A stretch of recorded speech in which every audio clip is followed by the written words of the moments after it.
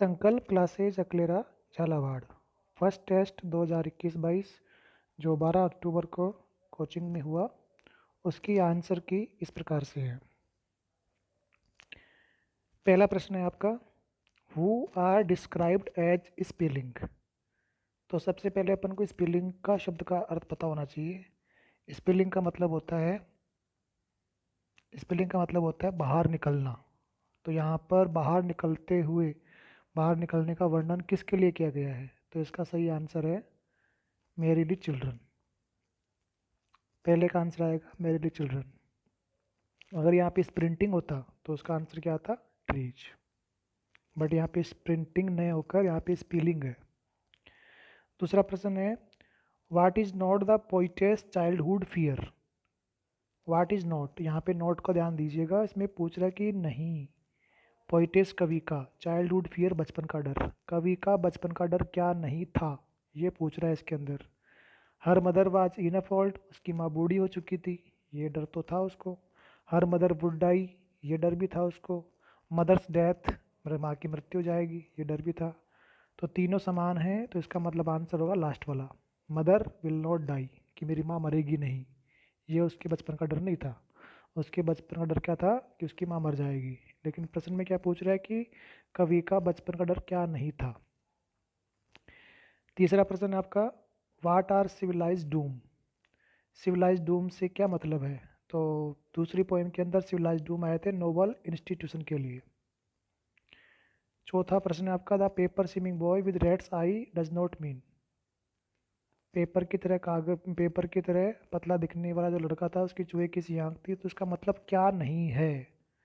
इसमें नोट को फिर ध्यान दीजिए आप, क्या मतलब नहीं है। तो लड़का पतला भी था, भूखा भी था, कमज़ोर भी था, लेकिन लड़का खुश था क्या? लड़का खुश नहीं था। इसका मतलब आपका सही आंसर क्या होगा? डी। तो इस क्वेश्चन का सही आंसर है आपका D, the boy is happy. What does the poet want for the slum children.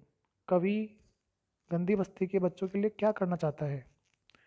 Give them happiness, make them educated, remove from the slums, both B and C. तो इसमें वो बच्चों को एडुकेट करना चाहता है और बच्चों को रिमूव भी चाहता है करना स्लम से, गंदी बस्तियों से। तो इसका सही आंसर होगा आपका डी।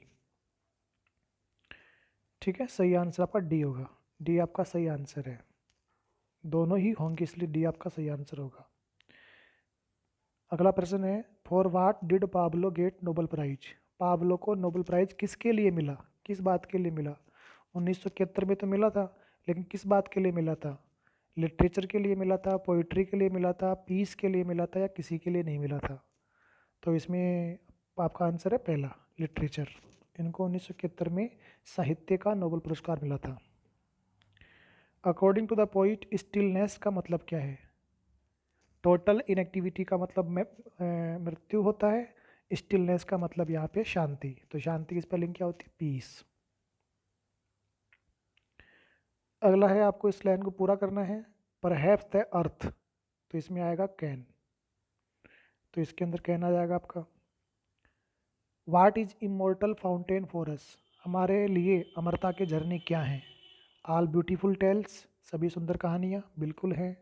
आल ब्यूटीफुल थिंग्स, सभी सुंदर चीज़ें, बिल्कुल हैं। बोथ ए एंड बी, दोनों आंसर बिल्कुल सही है। तो आपका सही आंसर क्या होगा? सी। माइटी डेड का मतलब क्या है? माइटी डेड का मतलब है वो लोग जिन्होंने अपने जीवन का सेक्रीफाइस कर दिया अच्छे कार्यों के लिए। तो सही आंसर है आर वू, sacrifice their lives for noble deeds. 11वां प्रश्न है आपका, what does a beautiful thing do for us. एक सुंदर चीज़ हमारे लिए क्या करती है? वो हमें आनंद देती है, बिल्कुल सही है। चेंज इनटू नथिंगनेस, क्या वो नगण्यता में परिवर्तित हो जाती है? ये गलत हो गया। गिव सैडनेस, क्या देती है उदासी? ये भी गलत हो गया। ऑल ऑफ दिस कैसे आएगा फिर? इसका सही आंसर क्या होगा? ए। आंट जेनिफर के जो बाघ हैं, उनकी तुलना किससे की गई है? सिटीजन ऑफ ग्रीन वर्ल्ड, हरे संसार के निवासी से। लेकिन यहाँ पे गलती क्या कर दी, सिटीजन वर्ड की जगह यहाँ पे आना चाहिए था डेनिजन। सिटीजन की जगह डेनिजन आना चाहिए था। तो इसका बेस्ट आंसर ओनली बी ही होगा। हालांकि यहाँ पे कन्फ्यूजन करने के लिए ए और बी दे रखा है, लेकिन सही आंसर टोपाज होगा। अगर यहाँ पे डेनिजन होता, डेनिजन्स ऑफ ग्रीन वर्ल्ड, आर्य संसार के निवासी, तो आपका ये आंसर डी वाला सही था, लेकिन अब ये आंसर टोपाज सही होगा। वेडिंग बैंड का मतलब है शादी की जिम्मेदारियां, तो इसका आंसर जाएगा C, responsibilities of married life. Which country was included in Persia before 1817? Persia और फ्रांस का युद्ध हुआ था, तो फ्रांस तो कैसे ही नहीं हो सकता, तो पर्सिया के अंदर कौन सा देश शामिल था? ऑस्ट्रेलिया तो महाद्वीप है, इसमें कहीं नाम ही नहीं आया, तो सही आंसर क्या है? पोलैंड। पर्सिया में उस समय 3 देश थे, 3 भाग थे, एक तो पोलैंड था, एक ऑस्ट्रिया था और एक जर्मनी था। इन तीनों को मिलाकर पहले पर्सिया था।